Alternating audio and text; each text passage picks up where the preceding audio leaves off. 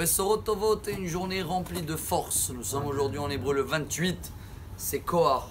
Et c'est vrai que si on veut avoir de la force dans plusieurs domaines, il y a un point qu'il faut absolument tirer de la paracha d'aujourd'hui, de cette semaine, c'est d'être désintéressé. Parce que chaque fois, chaque objet où on a un intérêt, on devient aveugle. La Torah, elle nous apprend ça. Ki ha-shochad ya'aver einei chachamim v'yissalef divrei tzadikim. Ou mashmot, je crois que c'est parashat mishpatim. Le shochad, je crois qu'en français, le pot de vin corrompu, quelque chose comme ça. Corruption. Ça veut dire quoi, ça rend aveugle? Si on va lire ce Shabbat que Korah, avec 250 chefs de tribus, des géants, ils vont y aller contre Moshe Rabbeinu, ils vont y aller à la mort. Hein. Ils vont commencer à critiquer tout ce qui fait Moshe Rabbeinu. Comment on ne voit pas qu'ils sont aveugles? Eh bien, eux-mêmes, ils ne voient pas. Pourquoi? Il y a eu un intérêt. Où on va trouver l'intérêt, chers amis? Une fois, il y avait un très grand professeur qui faisait le hypnose, comme ça on dit en français. Ouais. Et devant tout le monde, c'était une scène qu'il avait fait, il avait mis dans la sous-conscience, tatakara en hébreu, de quelqu'un, que dans la nuit, à 3h53, il va ouvrir la fenêtre. C'est ce qui s'est passé, le monsieur n'était pas au courant, ils ont mis une caméra cachée, 3h52, il a ouvert la fenêtre. Quand le lendemain, on l'a demandé, pourquoi vous avez ouvert la fenêtre? Alors il a dit, j'avais chaud.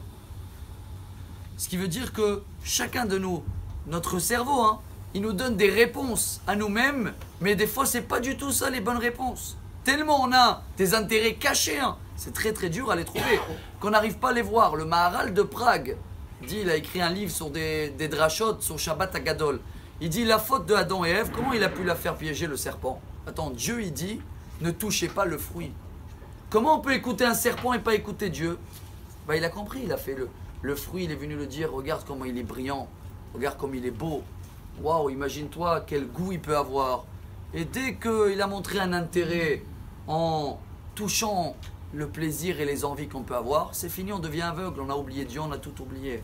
Alors si on veut apprendre aujourd'hui un point qui nous donne beaucoup de force, et on termine avec une vraie histoire qu'elle s'est passée il y a quelques années. Il y avait un monsieur qui prêtait de l'argent toujours emprunté, mais jamais remboursé.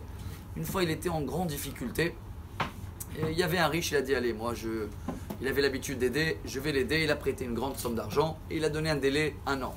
Après 1 an, il a dit, j'ai pas, machin, encore 6 mois. Et après 6 mois, le monsieur a dit, excuse-moi, tu m'as rien donné? Comment je t'ai rien donné? Si tu veux, tu peux m'amener au tribunal, je peux jurer sur la Torah que tu m'as rien donné. Il a amené sur le tribunal et quand il a vu l'autre jurer sur la Torah, alors là, pendant 1 mois, ça l'a travaillé la tête. Chaque fois où il allait, il a dit, je peux pas, quelqu'un de mentir comme ça face à l'autre. Et voilà, c'est passé 1 an. Ce monsieur, il se trouve dans des affaires dans une ville et il a un petit moment de libre. Il voit le tribunal rabbinique en face, il rentre, il voit la même scène, quelqu'un qui a prêté de l'argent, il sort un Sefer Torah et l'autre écrit, il a juré. Shabbat d'après, il est parti à la synagogue, il s'est levé, il a dit, je veux demander devant tout le monde pardon. Parce qu'une fois, il y a quelques mois, j'ai quelqu'un, ça m'a travaillé la tête, qu'il a juré sur un Sefer Torah, mais je vois que c'est faux. C'est faux. Parce que cette semaine, j'étais témoin de la même chose, et ça ne m'a pas travaillé la tête comme à l'époque. Donc, je pense qu'à l'époque, j'avais un intérêt parce que c'était mon argent. Regardez comment l'intérêt peut nous influencer dans tout ce qu'on peut voir dans la vie. La force aujourd'hui, voilà le message, même si on a glissé un peu avec les 3 minutes, c'est d'essayer dans chaque objectif, trouver. Si on a un intérêt, je me retire. Je ne peux pas bien juger. Et si je n'ai pas d'intérêt, c'est là où j'ai la force de bien juger. Bonne journée. Amar Rabbi Elazar.